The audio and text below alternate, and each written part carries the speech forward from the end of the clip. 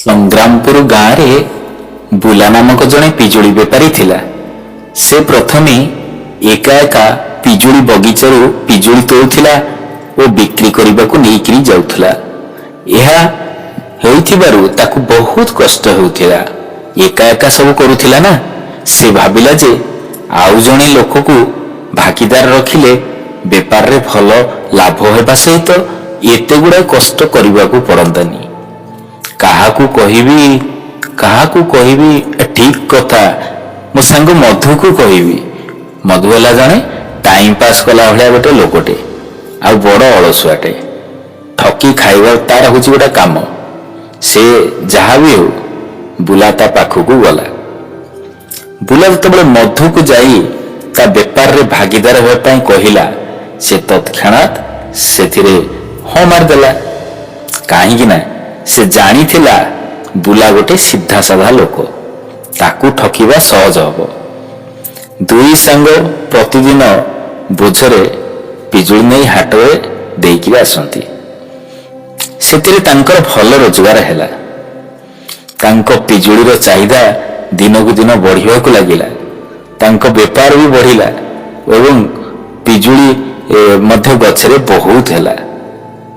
ଏହା ଦେଖି ମଧୁ ଭାବିଲା, ଏବେ ଠକିବାର ଠିକ ସମୟ ଆସିଯାଇଛି।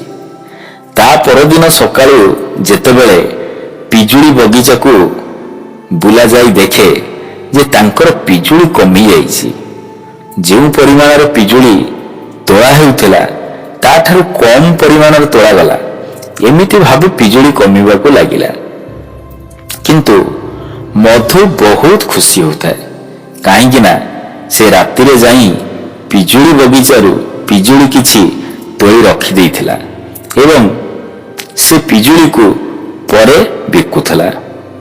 ଏହିପରି ଭାବେ ମଧୁର ଆୟ ବଢ଼ିଗଲା, ଆଉ ବିଚରା ବୁଲାର ଆୟ କମିଗଲା। ଦିନେ ବୁଲା ଏକୁଟିଆ ସନ୍ଧ୍ୟା ସମୟରେ ହାଟରୁ ଫେରୁଥିଲା। ଠିକ ଗାଁ ମୁଣ୍ଡରେ କିଛି ଲୋକ ଅନ୍ଧାରରେ ଠିଆ ହୋଇ କଥା ହେଉଥିଲେ ଚୋରି କରିବା ପାଇଁ। କିନ୍ତୁ କାହାର ଓ କଣ ଚୋରି କରିବା କଥା ବୁଲାକୁ ଠିକ ଶୁଣାଗଲାନି। ବୁଲା ଘରକୁ ଫେରିଲା ଏବଂ ଭାବିଲା, ସେମାନେ ମୋ ବଗିଚାର ପିଜୁଳି ଚୋରି କରିବା କଥା ହଉଥିଲେ ବୋଧେ। ଆଉ ଏହା ଭାବିକିରି ଗୋଟେ ମସ୍ତ ବଡ଼ ବାଉଁଶ ଠେଙ୍ଗା ଧରି ରାତିରେ ବାହାରିଲା ପିଜୁଳି ବଗିଚା ଜଗିବାକୁ।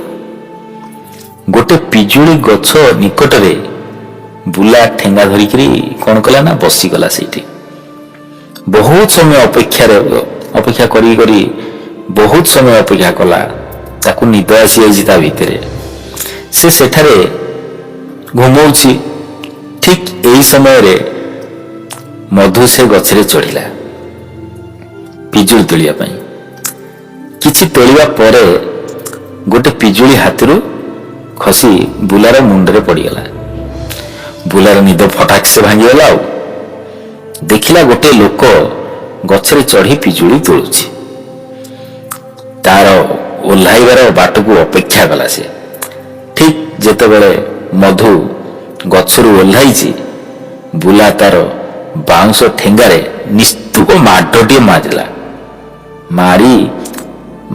ତାକୁ ବହୁତ ଜୋରସେ ମାରିଲା, କିନ୍ତୁ ମାଡ଼ ମାରି ତା ମୁଣ୍ଡକୁ ଫଟେଇ ଦେଲା। ତଥାପି ସେ ଛାଡୁ ନଥାଏ। ଅତ୍ୟଧିକ ଯେତେବେଳେ ମାଡ଼ ହେଲା, ଏଥର ମଧୁ ପାଟି ଖୋଲିବାକୁ ବାଧ୍ୟ ଓ କହିଲା, ବୁଲା ମୁଁ ମଧୁରେ, ମତେ ମାରନା, ମୁଁ ମଧୁରେ, ମୁଁ ମରିଯିବି, ମତେ ମାରନା। ତାପରେ ବୁଲା ମାର ବନ୍ଦ କରି ମଧୁକୁ ପଚାରିଲା, ତୁ ଏତେ ରାତିରେ କାହିଁକି ପିଜୁଳି ନେଉଥିଲୁ? ଏଥର ମଧୁ ସବୁ ସତ କଥା କହିଦେଲା। ବୁଲା ଏବେ ବୁଝିଲା ଯେ ତାର ପିଜୁଳି ପ୍ରକୃତରେ କିଏ ନେଉଥିଲା। ରାତିରେ ଆସି ଚୋରି କରି ଏ ସବୁ ନେଇକିରି ଯାଉଥିଲା। ମୁଁ କହୁଛି କାହିଁକି ନା ପିଜୁଳି କମିଗଲା। ତାପରେ ମଧୁ ଲଜ୍ଜାରେ ପିଠିକୁ ଆଉଁସି ଆଉଁସି ଘରକୁ ଫେରିଲା ଏବଂ ଭାବୁଥିଲା ଯେ ଚୋରି କରିବାରୁ ତାକୁ ଉପଯୁକ୍ତ ଶାସ୍ତି ମିଳିଗଲା। ସେବେଠୁ ସେ ସମସ୍ତଙ୍କୁ କହିକିରି ବୁଲିଲା, ଚୋରି କଲେ ଶାସ୍ତି ମିଳେ, କର୍ମ କଲେ ଆଗେ ବଢ଼େ। धन्यवाद प्रिय दर्शक बंधु आशा करुछु आपण मानकु आम द्वारा प्रस्तुति गल्प भिडियोटी खूब पसंद आसीथिबो।